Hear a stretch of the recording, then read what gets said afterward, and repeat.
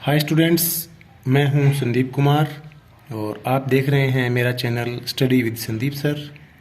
इस वीडियो में मैं आपके लिए लेकर आया हूं एसएसटी के मोस्ट इम्पोर्टेंट क्वेश्चंस जो कि मार्च 2024 एग्ज़ाम के लिए इम्पोर्टेंट क्वेश्चंस हैं। और इस वीडियो में मैं आपको जो लोकतांत्रिक राजनीति जो हमारा सिविक्स का पार्ट है उसकी आपको पूरी रिवीजन करवाऊंगा। मोस्ट इम्पोर्टेंट क्वेश्चन जो हैं वो इस नोट्स से बाहर नहीं आएंगे।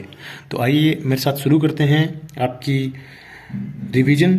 ये सीबीएसई के लिए, राजस्थान बोर्ड के लिए और हरियाणा बोर्ड के स्टूडेंट्स के लिए, क्योंकि कॉमन एनसीईआरटी का ये सिलेबस है तो उसके लिए बहुत इंपॉर्टेंट वीडियो है। आइए मेरे साथ शुरू करते हैं। पहला चैप्टर है ये और सत्ता की साझेदारी, और इसमें से पहला क्वेश्चन आता है बेल्जियम की जातीय बनावट के बारे में। तो इसका उत्तर आपको ऐसे लिखना है, बेल्जियम का समाज विषम जातीय है भाषाई आधार पर। यहाँ पर जो डच हैं उनकी संख्या 59% है, 59% है। ये बहुसंख्यक हैं और फ्लेमिश इलाके में रहते हैं। दूसरा जो आबादी है वो है फ्रेंच समुदाय की है। इनकी जो जनसंख्या है वो 40% है। ये देश में अल्पसंख्यक हैं और ये वेलोनिया रीजन में रहते हैं, वेलोनिया इलाके में रहते हैं।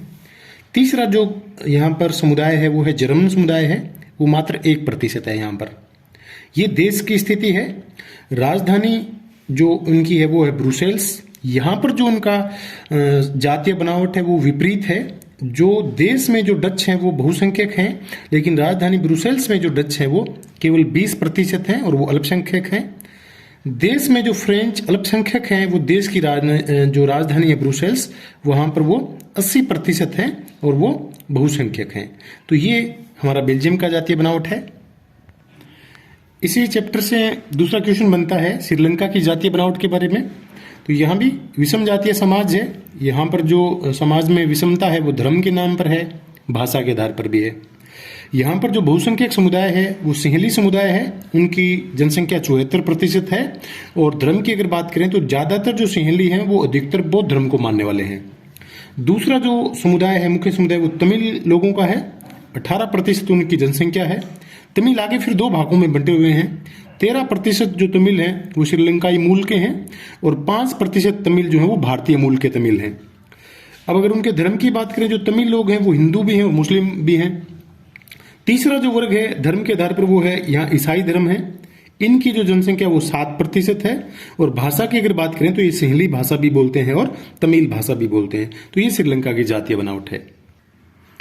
तीसरा जो टॉपिक है इस चैप्टर में वो है श्रीलंका में बहुसंख्यक परिस्थिति के लिए क्या कदम उठाए गए, या श्रीलंका में जो बहुसंख्यक समुदाय है उसने अपना वर्चस्व स्थापित करने के लिए क्या क्या कार्य किए, क्या संविधान में बदलाव किया, ये क्वेश्चन बनता है।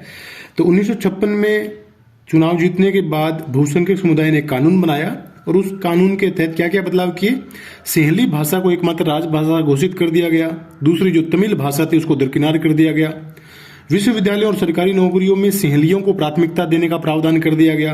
यहाँ पर भी जो तमिल स्पीकर्स थे, तमिल भाषा बोलने वाले लोग थे, उनको फिर दबाने की कोशिश की गई। तीसरा जो था बौद्ध धर्म, जो कि सिंहलियों का ज्यादातर धर्म था, उसको राजकीय धर्म घोषित कर दिया गया और बाकी जो हिंदू धर्म था या मुस्लिम धर्म था या ईसाई धर्म था उनको दरकिनार कर दिया गया। तो इस तरह से एक ही धर्म, एक ही भाषा को वहां पर थोपने की कोशिश की गई। इसी चैप्टर का जो चौथा टॉपिक बनता है बेल्जियन मॉडल की क्या विशेषताएं हैं, बेल्जियम ने ऐसा क्या किया था जो कि एक रोल मॉडल बनकर के उभरा पूरी दुनिया के लिए। तो यहाँ पर क्या क्या है, केंद्र सरकार है, वहां पर डच और फ्रेंच भाषी लोग हैं उनको बराबर का प्रतिनिधित्व दिया गया है। ऐसी व्यवस्था है वहां के कानून में कि डच भाषा के लोग, वो जो कि डच लोग हैं वहां पर ये बहुसंख्यक है देश की राजधानी में, और जो देश की राजधानी में ये अल्पसंख्यक है और पूरे देश में उनकी जो आबादी है वो 59% है, ये बहुसंख्यक है। फ्रेंच जो है देश में अल्पसंख्यक है, लेकिन फिर भी उनको समान प्रतिनिधित्व है, बराबर बराबर मंत्री होंगे, ये प्रावधान है। दूसरा, केंद्र सरकार से बहुत सारी ताकतें लेकर के क्षेत्रीय सरकारों को दी गई है ताकि क्षेत्रीय सरकार है वो किसी तरह से केंद्र सरकार पर निर्भर ना रहे और स्वायत्त रूप से अपना शासन करे। तीसरी खास बात है कि ब्रुसेल्स जो उनकी राजधानी है वहां पर अलग सरकार बनाई गई है और वहां पर भी दोनों जो वर्ग हैं उनको बराबर का प्रतिनिधित्व दिया गया है। और एक और खास बात यहाँ की है कि एक तीसरे स्तर की सरकार बनाई गई है जिसको सामुदायिक सरकार के नाम से जाना जाता है। इस सामुदायिक सरकार का काम है अपनी भाषा को, अपने कल्चर, अपनी संस्कृति को बढ़ावा देना, और ये जो सामुदायिक सरकार होती है वो एक ही भाषा जो बोलने वाले लोग हैं वो अपनी अपनी सामुदायिक सरकार बनाते हैं। तो इस तरह से एक बहुत ही खूबसूरत मॉडल है बेल्जियन मॉडल, उसमें सबको समान प्रतिनिधित्व दिया गया है। इस चैप्टर से अगला जो टॉपिक है ये बहुत इंपॉर्टेंट है भाई, बहुत बार एग्जाम में पूछा जाता है। सत्ता की साझेदारी क्यों जरूरी है, सत्ता का बंटवारा करना क्यों जरूरी है। क्वेश्चन की लैंग्वेज कुछ भी आ सकती है, सत्ता को बांटना क्यों जरूरी है, सत्ता का विकेंद्रीकरण क्यों जरूरी है। तो इसके दो तरह के सेट बनाए गए हैं कारणों के। एक युक्तिपरक कारण है, तो इसमें तर्क देकर के उसके लाभकारी परिणाम बताए गए हैं। जैसे कि सत्ता की साझेदारी से टकराव का अंदेशा कम हो जाता है अलग अलग समुदायों में। जैसे कि श्रीलंका में सत्ता की साझेदारी नहीं की गई तो वहां टकराव हुआ, बेल्जियम में साझेदारी की गई वहां कोई टकराव नहीं हुआ। राजनीतिक स्थिरता आती है तो उससे देश का विकास होता है, देश की अखंडता बनी रहती है और बहुसंख्यकों के लिए भी लाभकारी होता है। अल्पसंख्यकों के लिए तो लाभ इसमें फायदा होता ही होता है। बहुसंख्यक जैसे कि हमने श्रीलंका का एग्जाम्पल देखा, वो जो वहां पर सिंहल लोग थे वो बहुसंख्यक थे, लेकिन उन्होंने जब सत्ता की साझेदारी नहीं की तो उनको भी नुकसान हुआ। तो सत्ता की साझेदारी करने से बहुसंख्यकों को भी फायदा होता है। दूसरे जो इसके कारण है वो नैतिक कारण है। इसका आंतरिक अंतर्भूत जो महत्व है वो क्या है कि सत्ता की साझेदारी ही लोकतंत्र की आत्मा है और इससे आम जन की जो भागीदारी है वो बढ़ती है, लोकतंत्र में लोगों का विश्वास बढ़ता है। तो इन सब कारणों से सत्ता की साझेदारी बहुत जरूरी है।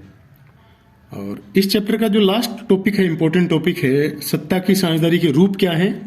तो सत्ता की साझेदारी के 4 अलग अलग रूप हैं।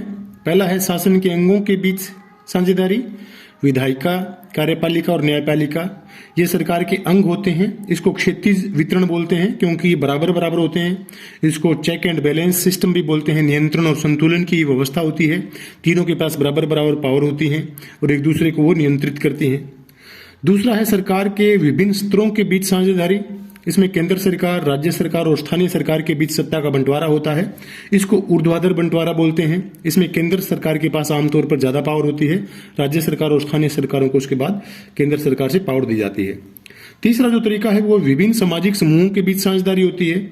ये जो सामाजिक समूह होते हैं वो भाषा के आधार पर या धर्म के आधार पर होते हैं। जैसे अभी अभी हमने देखा कि बेल्जियम में एक सामुदायिक सरकार है, वो भाषा के आधार पर और संस्कृति के आधार पर है, तो वो भी अपनी जो सत्ता है उसका इस्तेमाल करती है। चौथा जो तरीका है वो दबाव समूह व राजनीतिक दलों या पार्टियों के बीच साझेदारी होती है।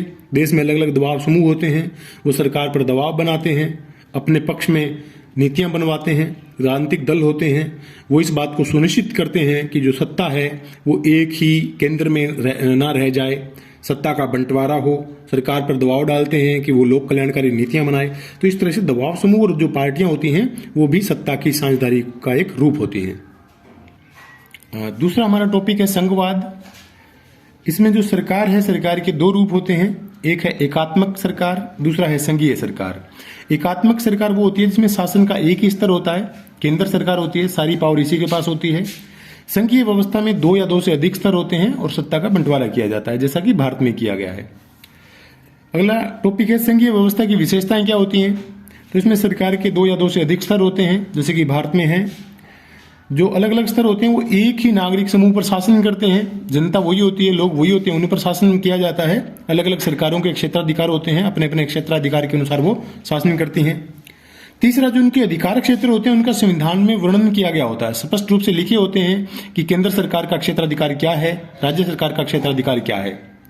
चौथा, संविधान के जो मौलिक प्रावधान है उनमें अगर बदलाव करना हो तो दोनों स्तर की सरकारों की सहमति आवश्यक होती है। कोई अकेले केंद्र सरकार या अकेले राज्य सरकार उसमें कोई बदलाव अपने आप नहीं कर सकती है। अगला है सरकार के अधिकारों की व्याख्या जो है अदालतों द्वारा की जाती है। अदालतों को अधिकार होता है कि किस सरकार के क्या अधिकार होंगे, वो ये डिसाइड करती है। अगला है वित्तीय स्वायत्ता। अलग अलग जो सत्तर की सरकारें होती हैं उनको वित्तीय स्वायत्ता दी जाती है, उनके पास पैसे का प्रबंध जो है वो कर दिया जाता है। उसमें संविधान में वर्णन किया गया होता है कि उनके पास फंड कहां से आएगा। और लास्ट है इसका कि दोहरा उद्देश्य होता है। एक उद्देश्य तो ये होता है कि सत्ता का विकेंद्रीकरण हो, सत्ता एक ही केंद्र पर ना रहे, और दूसरा होता है इससे देश की एकता और अखंडता है वो सुनिश्चित की जाती है। दूसरा टॉपिक है संघ बनाने के तरीके क्या हैं। तो 2 तरीके हैं। एक है साथ आकर संघ बनाना, जैसे कि यूएसए, स्विट्जरलैंड और ऑस्ट्रेलिया में किया गया है। इसमें क्या होता है कि अलग अलग देश होते हैं वो साथ आकर के मिलकर के संघ बनाते हैं। इसमें प्रांतों को समान अधिकार होते हैं, जितने भी प्रांत होते हैं उनको इक्वल राइट्स होते हैं।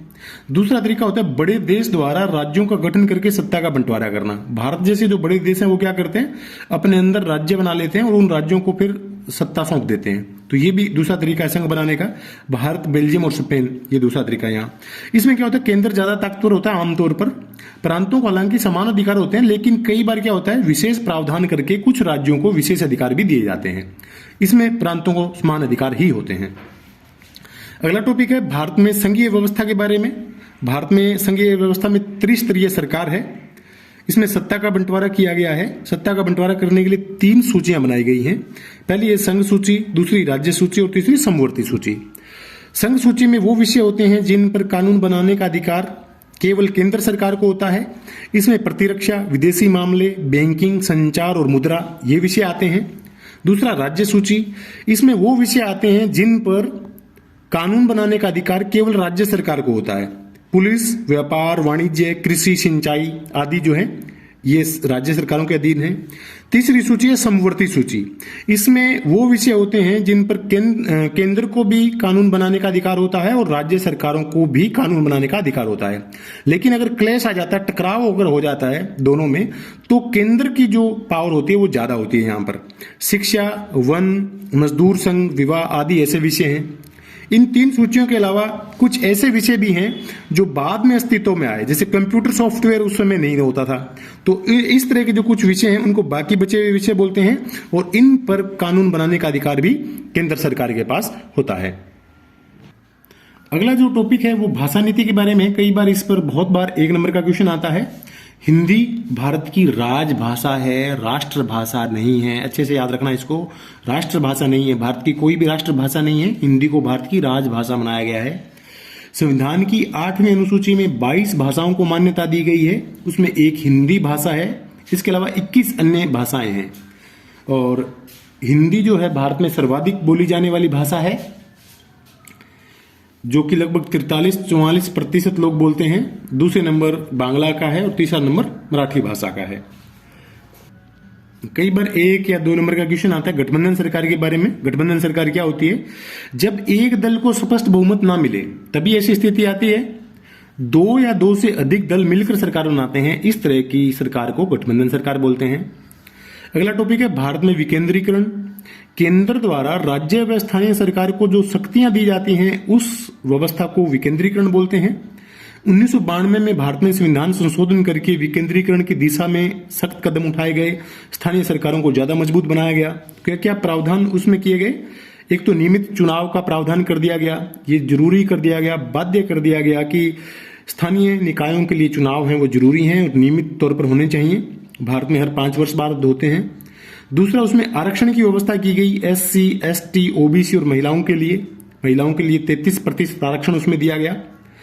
राज्य चुनाव आयोग का गठन किया गया ताकि वो स्वतंत्र राज्य चुनाव आयोग हो और वो राज्यों के जो स्थानीय निकाय हैं उनके लिए चुनाव करवाए।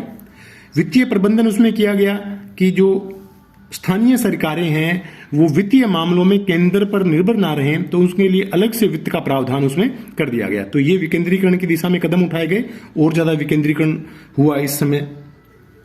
अगला टॉपिक है पंचायती राज के बारे में। ग्राम पंचायत इसमें होती है। सबसे बेसिक जो है, ग्राम पंचायत का एक अध्यक्ष होता है जिसको सरपंच बोलते हैं, या कई जगह उसको प्रधान बोला जाता है। सदस्य होते हैं उनको वार्ड मेंबर या पंच बोला जाता है। और इनका चुनाव जो होता है, ग्राम पंचायत का चुनाव उस पर्टिकुलर ग्राम पंचायत में कई बार 1 गांव भी होता है, कई बार 2 गांव भी होते हैं, तो उन गांव के जो वयस्क सदस्य होते हैं वो उनका चुनाव करते हैं। 18 वर्ष से ऊपर की आयु के लोग वोट डालते हैं और उनका चुनाव करते हैं। ग्राम पंचायत के साथ एक होती है ग्राम सभा। इसमें गांव के जितने भी सभी वयस्क सदस्य होते हैं, यानी जो वोटर होते हैं, जो 18 साल से ऊपर की आयु के होते हैं, वो इसके सदस्य होते हैं। तो ये मिलजुल करके स्थानीय सरकार, गांव की स्थानीय सरकार का निर्माण करते हैं। कई ग्राम पंचायतों को मिलाकर के बन जाती है पंचायत समिति। इसको मंडल पंचायत या प्रखंड स्तरीय पंचायत भी बोला जाता है। इसमें कई ग्राम पंचायतें शामिल होती हैं। कई पंचायत समितियों को मिलाकर के बनती है जिला परिषद, और ये स्थानीय सरकार का सबसे ऊपरी निकाय होता है। शहरों में जो ये व्यवस्था होती है उसको नगर पालिका बोलते हैं। बड़े शहरों में इसको नगर निगम बोला जाता है। नगर पालिका का जो प्रमुख होता है उसको नगर पालिका प्रमुख बोलते हैं। और तो बड़े शहरों में नगर निगम हो गया, और नगर निगम का जो प्रधान होता है, कई बार 1 नंबर के लिए पूछ लिया जाता है, तो उसको मेयर बोलते हैं। नगर पालिका का प्रमुख, उसको नगर पालिका का जो संवैधानिक राजनीतिक प्रमुख होता है उसको नगर पालिका प्रमुख बोलते हैं। यानी नगर पालिका में नगर पालिका प्रमुख हो गया, नगर निगम में मेयर हो गया, और गांव में सरपंच हो गया। ये इक्वल एक तरह की राजनीतिक इकाई होते हैं। स्टूडेंट्स, अगर आपको मेरी वीडियो अच्छी लग रही हो तो please like, share and subscribe my YouTube channel study with Sandeep sir. आइए अब आगे कंटिन्यू करते हैं। अगला टॉपिक हमारा जाति, धर्म व लैंगिक मसले। इसमें पहला टॉपिक बनता है नारीवादी आंदोलन। महिलाओं के पारिवारिक व राजनीतिक जीवन में बराबर की भागीदारी की मांग करने वाले जो आंदोलन हैं उनको बोलते हैं नारीवादी आंदोलन। कई बार ये क्वेश्चन पूछा जाता है कि वर्तमान में महिलाओं की स्थिति कैसी है, तो ये ओपन एंडेड आंसर है। वैसे तो आप लिख सकते हैं कि बहुत अच्छा भी हो गया है, लेकिन अगर आपको तुलनात्मक अध्ययन करना हो तो आप इन पॉइंट्स के माध्यम से, जैसे साक्षरता दर, सरकारी नौकरियों में भागीदारी, सामाजिक जीवन में भागीदारी, खेलों में भागीदारी, राजनीतिक प्रतिनिधित्व, ये 5 अलग अलग टॉपिक हैं और इनको एक्सप्लेन करके आप बता सकते हो कि हर मामले में जो डाटा हैं वही दिखाते हैं कि साक्षरता दर भी उनके पीछे है, सरकारी नौकरियों में भागीदारी हालांकि इन वर्षों में उनकी बढ़ी है, लेकिन फिर भी ऊंची जो अच्छी सरकारी नौकरियां हैं वहाँ उनकी भागीदारी कम है। सामाजिक जीवन में भी उनकी सरोकार जो है वो अभी उतना नहीं है, उन पर अभी भी कुछ बाध्यताएं हैं। खेलों में भागीदारी हालांकि उनकी बढ़ रही है, लेकिन अगर हम बात करें कि 50% या 30% तक भी, 20% तक भी वो बड़ी मुश्किल से पहुंच पा रही हैं। राजनीतिक प्रतिनिधित्व, इसमें भी अभी 33% आरक्षण उनको दे दिया गया है, लेकिन अभी भी उनका जो भागीदारी है वो लोकसभा में लगभग 10% के आसपास वो बड़ी मुश्किल से पहुंच पाई है। तो इन 5 पॉइंट्स को एक्सप्लेन करोगे तो आपका अच्छा आंसर हो जाएगा। उसके बाद अगला टॉपिक है सांप्रदायिकता के बारे में। सांप्रदायिकता क्या होती है, या इस पर कोई भी क्वेश्चन अगर किसी भी लैंग्वेज से आए सांप्रदायिकता के बारे में, तो सांप्रदायिकता का मतलब होता है कि जब किसी भी राष्ट्र का आधार धर्म को मान लिया जाए, धर्म को माना जाए कि धर्म के आधार पर राष्ट्र बनाया जाए, माना जाए, तो उसको सांप्रदायिकता बोलते हैं। जब कोई भी राजनीतिक शक्तियां हैं, जिस दल के पास, जिस पार्टी के पास या सरकार के पास जब पावर आ जाती है, वो किसी एक धर्म का पोषण करने लगे, जैसे कि श्रीलंका में किया गया सिंहल समुदाय के द्वारा, तो उसको सांप्रदायिकता बोलते हैं। सांप्रदायिकता में यह माना जाता है कि धर्म ही सामाजिक समुदाय का निर्माण करते हैं। हालांकि वास्तविकता ऐसी नहीं होती है, लेकिन सांप्रदायिक लोग ये मानते हैं, सांप्रदायिकता एक विचारधारा है, वो ये मानती है कि जो सामाजिक समुदाय का निर्माण है उसका आधार धर्म होता है। और इसकी जो अति है सांप्रदायिकता की, वो इस बात में होती है कि एक ही राष्ट्र में अलग अलग धर्मों के लोग नहीं रह सकते। उनका मानना होता है कि अलग अलग धर्मों के लोगों के लिए अलग अलग राष्ट्र होना चाहिए, और इसी आधार पर 1947 में जब भारत आजाद हुआ तो सांप्रदायिकता के आधार पर भारत का विभाजन हुआ था। और इसी टॉपिक में अगला टॉपिक है सांप्रदायिकता राजनीति में क्या क्या रूप धारण कर सकती है। तो एक धर्म को दूसरे धर्म से श्रेष्ठ मानने की धारणा शामिल होती है इसमें। जब कोई व्यक्ति, कोई समुदाय अपने धर्म को दूसरों से श्रेष्ठ मानने लगता है तो ये सांप्रदायिकता होती है। राजनीति में इसको व्यक्त किया जाता है। अपने धार्मिक समुदाय का राजनीतिक प्रभुत्व, तो अब क्या होता है कि एक धार्मिक समुदाय जो कि ज़्यादा बहुसंख्यक होता है, ज़्यादा सत्ता में होता है, वो क्या करता है, वो ये कोशिश करता है कि राजनीतिक सत्ता, राजनीतिक प्रभुत्व, उनका दबदबा उनका बना रहे, जैसे कि सिंहल समुदाय के द्वारा श्रीलंका में किया गया। सांप्रदायिक आधार पर राजनीतिक गोलबंदी की जाती है। लोगों को धर्म के आधार पर, संप्रदाय के आधार पर अपने साथ मिलाने की कोशिश की जाती है, तो ये राजनीतिक गोलबंदी होती है, अपने साथ मिलाना धर्म के नाम पर। और इसकी जो अति होती है, अति जो भयंकर रूप जो इसका होता है, खतरनाक जो इसकी परिणति होती है, वो होता है संप्रदाय के आधार पर हिंसा व दंगे। संप्रदाय या धर्म के नाम पर देश में या समाज में दंगे होने लगते हैं, हिंसा होने लगती है। इसी तरह की हिंसा और दंगे 1947 में भारत विभाजन के समय हुए थे। अगला टॉपिक है धर्मनिरपेक्षता क्या है। सिंपल सा टॉपिक है। धर्मनिरपेक्षता क्या होती है? राज्य का कोई धर्म ना होना। राज्य का कोई धर्म नहीं होता है, राज्य सभी धर्मों को समान मानता है। भारत एक धर्मनिरपेक्ष राष्ट्र है। भारत के लिए सभी धर्म बराबर हैं, वो किसी भी एक धर्म का पोषण नहीं करता है। अगला टॉपिक है वर्ण व्यवस्था। वर्ण व्यवस्था क्या होती है? जाति समूहों का ऐसा पदानुक्रम होता है जिसमें एक जाति के लोग सामाजिक पायदान में सबसे ऊपर होते हैं, बाकी लोगों को क्रम वाइज उनमें नीचे माना जाता है, तो इसको वर्ण व्यवस्था बोलते हैं। भारतीय समाज में प्राचीन समय में ये विद्यमान थी। भारतीय बहुत सारे समाज सुधारक हुए, ज्योतिबा फूले, महात्मा गांधी, डॉक्टर BR अम्बेडकर, पेरियार रामास्वामी नायकर, इन सब लोगों ने इस वर्ण व्यवस्था और जाति व्यवस्था के खिलाफ आवाज उठाई, आंदोलन किए, प्रचार किया। वर्तमान में क्या हो गया कि जाति व्यवस्था में काफी बदलाव आ गया है। कई बार ये भी पूछ लिया जाता है कि वर्तमान में जाति व्यवस्था की कैसी स्थिति है, तो काफ़ी सुधार हो गया इसमें। कारण पूछ लेते हैं कि क्या कारण है। आर्थिक विकास की वजह से शहरीकरण हो गया है, लोग शहरों में रहने लगे हैं, लोगों को पता ही नहीं है कि दूसरे व्यक्ति की जाति क्या है। साक्षरता दर बढ़ गई है, लोग पढ़ लिख लिए हैं तो उनको ये बातें छोटी लगने लगी हैं। साक्षरता से लोगों का जो माइंडसेट है वो चेंज हुआ है। जमींदारी व्यवस्था कमजोर पड़ गई है। इसके अलावा बहुत सारे जो समाज सुधारक हैं उन्होंने जो सुधार किए, लोगों की जो माइंडसेट है वो चेंज हुआ है। तो समय के साथ साथ जाति व्यवस्था में बहुत सारे बदलाव आ गए हैं। प्राचीन समय में जो भयंकर रूप था जाति व्यवस्था का या वर्ण व्यवस्था का भारतीय समाज में, वो अब देखने को नहीं मिलता है। तो बहुत सारे सुधार इसमें हो गया है। अगला टॉपिक है, राजनीति में जाति अनेक रूप ले सकती है। ये क्वेश्चन आए तो इन 3 पॉइंट्स के माध्यम से आपको एक्सप्लेन करना है।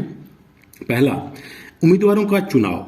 जब अलग अलग राजनीतिक दल उम्मीदवारों का चुनाव करते हैं तो वो इस बात का ध्यान रखते हैं कि जो निर्वाचन क्षेत्र है जहां से उम्मीदवार को चुनाव लड़ना है वहां के जातीय समीकरण क्या है, यानी किस जाति के लोग कितने हैं। इस बात का ध्यान रख करके ही वो किसी प्रत्याशी को टिकट देते हैं। तो ये जाति आ गई राजनीति में। दूसरा, राजनीतिक दलों द्वारा जातिगत भावनाएं उकसाना। बहुत सारे राजनीतिक दल क्या करते हैं, सत्ता हासिल करने के लिए, चुनाव जीतने के लिए जातिगत भावनाओं को उकसाते हैं। बहुत सारे राजनीतिक दल ये दावा करते हैं वो किसी जाति विशेष का समर्थन करते हैं। वो ये दिखाने की कोशिश करते हैं कि हम इस जाति विशेष के संरक्षण का काम करते हैं, इसको आगे बढ़ाने का काम करते हैं। अगला है सरकार का गठन। जब सरकार का गठन करती हैं, राजनीतिक दल जब चुनाव जीतने के बाद सरकार बनाते हैं तब भी वो जातीय समीकरणों का ध्यान रखते हैं। वो इस बात का ध्यान रखते हैं कि अलग अलग जाति के जो कैंडिडेट हैं जो चुनाव जीत करके आए हैं उनको मौका मिले मंत्रिपरिषद में आने का, मंत्रिमंडल में आने का, ताकि ज़्यादा से ज़्यादा जो वोटर हैं उनको खुश किया जा सके। तो इस तरह से राजनीति में जाति जो है वो अनेक रूप ले सकती है। लेकिन कई बार ये भी आ जाता है भी सिर्फ जाति के आधार पर ही चुनावी नतीजे तय नहीं हो सकते। ऊपर वाले टॉपिक में हमने डिस्कस किया कि किस तरह से जाति का चुनावों में असर होता है, किस तरह से राजनीति में जाति जो है वो आ जाती है। लेकिन इसमें हम उसी बात का विरोध कर रहे हैं। कैसे? पहला पॉइंट है, एक निर्वाचन क्षेत्र है उसमें एक ही जाति का बहुमत नहीं होता। एक ही निर्वाचन क्षेत्र में एक ही इलाके में बहुत सारी जातियों के लोग रहते हैं। तो अगर आप जातीय समीकरणों का चाहे कितना भी ध्यान में रखें, अगर आप एक ही जाति के लोगों को खुश करके चुनाव जीतने की सोच रहे हैं तो ऐसा पॉसिबल नहीं हो सकता है। दूसरा है, एक राजनीतिक दल है उसको एक जाति के सभी वोट कभी नहीं मिलते, तो यहां पर भी उस बात का उल्लंघन हो गया। एक निर्वाचन क्षेत्र है, एक ही जाति के उम्मीदवार खड़े कर देता है। अभी क्या होता है, अलग अलग पार्टियां हैं और उन्होंने क्या किया, एक ही जाति के उम्मीदवार को, ए पार्टी ने भी उसी कैंडिडेट को उसी जाति का कैंडिडेट बना दिया, बी पार्टी ने भी उसी जाति के कैंडिडेट को चुनाव में उतार दिया, सी पार्टी ने भी उसी जाति के कैंडिडेट को चुनाव में उतार दिया। तो वोटर्स के सामने जाति कोई मुद्दा ही नहीं रह गई। चौथा क्या है, सत्तारूढ़ दल का चुनाव हारना। भारत का जो इतिहास है, चुनाव का इतिहास, वो ये बताता है कि आमतौर पर जो सत्तारूढ़ दल होते हैं, जो सरकार पहले से होती है, जो कैंडिडेट पहले से चुनाव जीते हुए होते हैं, 66% केस में वो चुनाव हार जाते हैं। तो ये आंकड़ा अपने आप बताता है कि केवल जाति चुनाव के नतीजे तय नहीं करती। पार्टियों ने क्या विकास करवाया, पार्टियों ने कितना जनता को खुश किया, वो कितना जनता की उम्मीदों पर खरा उतरी, इस आधार पर लोग वोट देते हैं, ना कि केवल जाति के आधार पर। अगला टॉपिक है हमारा राजनीतिक दल। तो पहला, राजनीतिक दल होते क्या हैं? कुछ लोग होते हैं जो चुनाव लड़ना और सत्ता हासिल करना इस उद्देश्य से इकट्ठे होते हैं, चुनाव लड़ते हैं और सत्ता हासिल करते हैं, तो उनको राजनीतिक दल बोलते हैं। वो क्या करते हैं, लोगों का समर्थन पाकर चुनाव जीतना उनका उद्देश्य होता है। राजनीतिक दल के हिस्से, 3 हिस्से होते हैं राजनीतिक दल के, नेता, सक्रिय सदस्य और तीसरा अनुयायी या समर्थक। अगला टॉपिक है राजनीतिक दल के कार्य क्या है। तो सिंपल से हैं राजनीतिक दल के कार्य, चुनाव लड़ना, नीतियां व कार्यक्रम बनाना, कानून निर्माण, सरकार बनाना और चलाना, विपक्ष की भूमिका निभाना, जनमत निर्माण करना, सरकारी मशीनरी तक लोगों की पहुंच करना। तो ये राजनीतिक दलों के कार्य होते हैं। अगला टॉपिक है राजनीतिक दल की जरूरत, कि राजनीतिक दलों की जरूरत क्यों है। तो जो ऊपर कार्य बताए गए हैं ये सब इसी का उत्तर है कि भाई इन कामों के लिए राजनीतिक दल चाहिए। इसके अलावा जैसे मान लीजिए राजनीतिक दल नहीं है, स्वतंत्र राजनीतिक दल नहीं होंगे तो सभी उम्मीदवार क्या होंगे, स्वतंत्र या निर्दलीय होंगे, तो कोई नीतिगत बदलाव नहीं हो पाएगा। क्योंकि सिंगल व्यक्ति चुनाव लड़ेंगे तो वो केवल अपने निर्वाचन क्षेत्र के बारे में सोचते हैं, कोई बड़ा नीतिगत बदलाव वो नहीं कर पाते। जब पार्टियां होती हैं तो पार्टियों के साथ बहुत सारे उनके समर्थक होते हैं, बहुत सारे उनके MLAs होते हैं या MPs होते हैं, तो वो उस पार्टी से जुड़े होते हैं, तो वो नीतिगत बदलाव करने में समर्थ होते हैं। और जब राजनीतिक दल नहीं होंगे तो राष्ट्रहित जो है वो गौण हो जाता है। सब लोगों को अपने अपने राजनीतिक क्षेत्रों की ही चिंता रहती है, तो इसलिए राजनीतिक दलों की हमें जरूरत है। आगे भारत में जो दलीय व्यवस्था है वो, तो सबसे पहले एक दलीय व्यवस्था। इसमें क्या होता है, केवल एक ही दल सरकार बनाने की स्थिति में होता है। हो सकता है कि दूसरी पार्टियां हों, वो चुनाव लड़ें, लेकिन वो इस स्थिति में नहीं होती कि वो सरकार बना सके। केवल एक ही दल होता है, वो इतना सक्षम होता है कि वो सरकार बना सकता है, बाकियों को अनुमति नहीं होती है। तो चीन में ऐसा ही है, कम्युनिस्ट पार्टी है वहां पर। दूसरी द्विदलीय व्यवस्था, वहां पर केवल 2 दल ऐसे होते हैं जो सरकार बनाने की स्थिति में होते हैं, और दल हो सकता है चुनाव लड़ें लेकिन उनके पास इतनी पावर, इतना सामर्थ्य नहीं होता है कि वो सरकार बना सकें। अमेरिका और ब्रिटेन में इस तरह की व्यवस्था है। बहुदलीय व्यवस्था, इसमें अनेक दल होते हैं, 2 से ज्यादा दल होते हैं जो चुनाव लड़ते हैं और सरकार बनाने की स्थिति में होते हैं। भारत जैसे देशों में ऐसी व्यवस्था है। अगला टॉपिक है राष्ट्रीय दल। कई बार 2 नंबर के लिए या 3 नंबर के लिए ऐसे क्वेश्चन आते हैं। तो राष्ट्रीय दल किसे कहते हैं, इसके लिए क्या कंडीशन है, लोकसभा का चुनाव हो या 4 राज्यों के विधानसभा चुनाव हो। इनमें क्या करना होता है, कुल वोट जितने भी पड़े उसका 6% प्लस 4 सीटें जीतना। जो इस कंडीशन को पूरी कर लेता है वो राष्ट्रीय दल बन जाता है। दूसरा, राज्य का राजनीतिक दल क्या होता है। वर्तमान में भारत में 6 राष्ट्रीय दल हैं 2024 में। राज्य का राजनीतिक दल, राज्य के जब विधानसभा चुनाव होते हैं तो जितने भी वोट पड़ते हैं उनका 6% प्लस 2 सीटें जीतना। तो 2 सीटें जो जीत लेता है उसको राज्य के राजनीतिक दल के रूप में मान्यता मिल जाती है। अगला टॉपिक है राजनीतिक दलों की चुनौतियां। तो 4 मुख्य चुनौतियां हैं, आंतरिक लोकतंत्र का अभाव, वंशवाद की चुनौती, पैसा व आपराधिक तत्वों की घुसपैठ और विकल्पहीनता। अगला क्वेश्चन है, दलों को सुधारा कैसे जा सकता है। तो इसमें 2 सेट बनाए गए हैं, एक तो अब तक जो प्रयास हो गए हैं और दूसरा सुझाव। तो अब तक जो प्रयास हो गए हैं उनमें क्या है, दल बदल विरोधी कानून बनाया गया है, शपथ पत्र अनिवार्य कर दिया गया है, उसमें अपनी घोषणा करनी होती है अपने पास संपत्ति की, उसके अलावा जो आपराधिक मामले अगर उन पर चल रहे हैं तो उनके बारे में। सांगठनिक चुनाव करवाना अनिवार्य कर दिया गया है, राजनीतिक दलों के लिए आयकर रिटर्न भरना अनिवार्य कर दिया गया है और महिलाओं को आरक्षण दिया गया है। तो ये सुधार के लिए अब तक प्रयास हो चुके हैं। सुझाव इसमें क्या है कि चुनावी खर्च सरकार उठाए ताकि सभी दलों को बराबर का मौका मिले, जो कमजोर पार्टियां उनको भी उतना ही अवसर मिले। सभी दल अपना संविधान बनाएं, एक अच्छा संविधान बनाएं, आदर्श संविधान बनाएं, उनका पालन करें। अच्छे लोगों को राजनीति में आना चाहिए ताकि अपने आप राजनीतिक दल जब अच्छे हो जाएंगे फिर उससे। राजनीतिक दलों पर सुधार के लिए दबाव बनाए जनता, कई तरीकों से वो दबाव बनाया जा सकता है, पत्र लिखे जा सकते हैं, रैलियां की जा सकती हैं।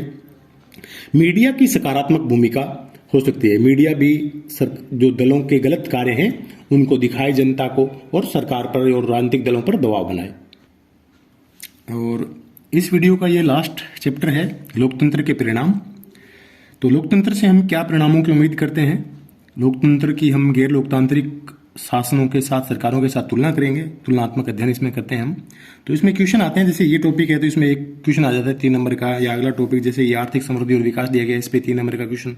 तो ये जो हिंट्स हैं इनको एक्सप्लेन करके आप अपना उत्तर डेवलप कर सकते हैं। तो पहला क्वेश्चन आता है कि किस तरह से लोकतंत्र उत्तरदायी, जिम्मेदार और वैध सरकार का गठन करता है या वैध सरकार बनाता है। तो जो लोकतांत्रिक सरकार होती है उसमें लोगों को शासक चुनने का अधिकार होता है, शासकों पर जनता का पूरा नियंत्रण होता है, सरकार लोगों के प्रति जिम्मेदार होती है, लोगों की जरूरतों और मांगों का ध्यान रखना सरकार की जिम्मेवारी होती है। गैर लोकतांत्रिक सरकारें जो होती है वहाँ ऐसा नहीं होता है, वहाँ वो लोगों की ज़रूरतों का ध्यान रखना चाहे तो रखती है वरना नहीं रखती है। लेकिन लोकतंत्र जो है, क्योंकि वो जनता के बीच हर 5 साल बाद उनको जाना होता है नेताओं को, तो उनकी मजबूरी होती है कि वो ना चाहते हुए भी लोगों की ज़रूरतों का ध्यान रखते हैं। और एक वैध शासन व्यवस्था होती है, इसमें वोट डाल करके लोग अपना नेता चुनते हैं और 5 साल के बाद उस व्यवस्था को या तो लोग चाहें तो रिपीट कर सकते हैं और चाहें तो वो उसको बदल सकते हैं। तो इस तरह से जो लोकतांत्रिक सरकार होती है वो उत्तरदायी होती है, लोगों के प्रति जिम्मेदार होती है और एक वैध शासन व्यवस्था होती है। गैर लोकतांत्रिक सरकारें ऐसा नहीं होती हैं। दूसरा टॉपिक है लोकतंत्र के परिणाम में हम उम्मीद करते हैं कि आर्थिक समृद्धि और विकास हो। इस मामले में जब हम तुलनात्मक अध्ययन करते हैं गैर लोकतांत्रिक सरकारों के साथ, तो आर्थिक समृद्धि के मामले में, विकास के मामले में गैर लोकतांत्रिक सरकारें थोड़ी सी बेहतर हैं, लेकिन ये कोई बहुत बड़ा अंतर नहीं है। केवल हम थोड़ी सी आर्थिक समृद्धि के लिए हमें जो लोकतंत्र में राजनीतिक अधिकार मिलते हैं, जो मौलिक अधिकार मिलते हैं, वो हमें आर्थिक समृद्धि से ज़्यादा महत्वपूर्ण मालूम होते हैं। दूसरी बात ये होती है कि जो आर्थिक विकास होता है वो केवल सरकार पर निर्भर नहीं करता है। आर्थिक विकास जनसंख्या का आकार कैसा है, देश की वैश्विक या भौगोलिक स्थिति कैसी है, अन्य देशों से उसे सहयोग मिल रहा है, किस तरह की उसकी व्यवस्था है, तो इन सब चीज़ों पर भी आर्थिक विकास जो है वो डिपेंड करता है। तो हम लोकतंत्र में अगर थोड़ा सा कम आर्थिक विकास होता है तो इस आधार पर हम लोकतंत्र को रिजेक्ट नहीं कर सकते, क्योंकि लोकतंत्र हमें इसके अलावा और बहुत सारी जो चीज़ें हैं वो प्रदान करता है। तो इस मामले में लोकतंत्र का परिणाम हालांकि गैर लोकतांत्रिक व्यवस्थाओं से थोड़ा सा पीछे है, लेकिन उस थोड़े से बलिदान के बदले, त्याग के बदले हम कह सकते हैं कि हमें बहुत सारे अधिकार मिलते हैं, राजनीतिक अधिकार मिलते हैं, मौलिक अधिकार मिलते हैं, तो इसलिए हम लोकतंत्र को पसंद करते हैं, प्रेफर करते हैं। तीसरा लोकतंत्र का परिणाम हम उम्मीद करते हैं कि असमानता और गरीबी में कमी आए।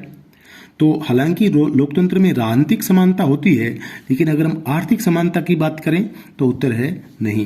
भारत जैसे देश में भी बहुत सारी आर्थिक विषमता है, आर्थिक असमानता है, लेकिन हम इस मामले में भी लोकतंत्र को दूसरी सरकारों से बेहतर मानते हैं, क्योंकि गैर लोकतांत्रिक सरकारों में भी आर्थिक समानता नहीं होती है और वहाँ जो सरकारें होती हैं वो आर्थिक समानता के लिए कोई प्रयास भी नहीं करती हैं।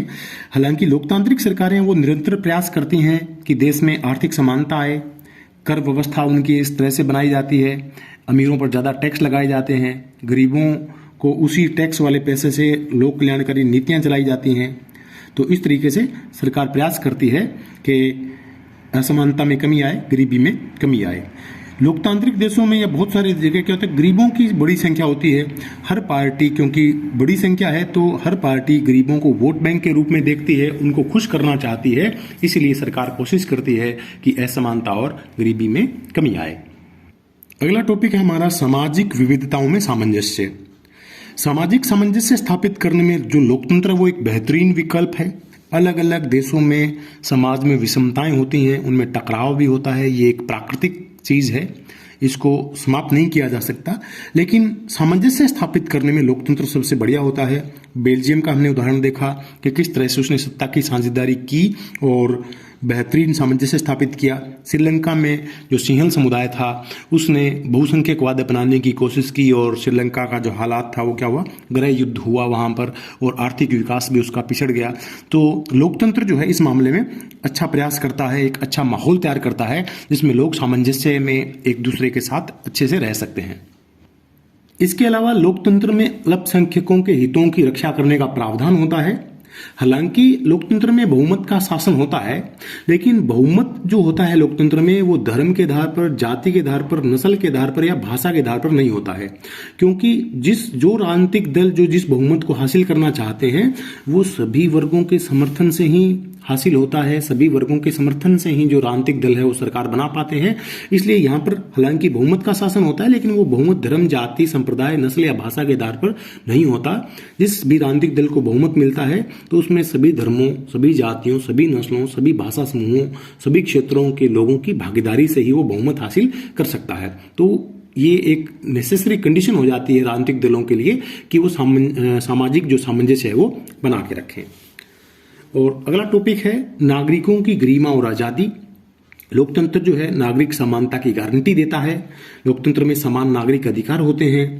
कम से कम सैद्धांतिक रूप से सभी वर्गों में समानता का समर्थन जो है वो लोकतांत्रिक सरकारें करती हैं। गैर लोकतांत्रिक सरकारों में इस तरह की हम उम्मीद ही नहीं कर सकते।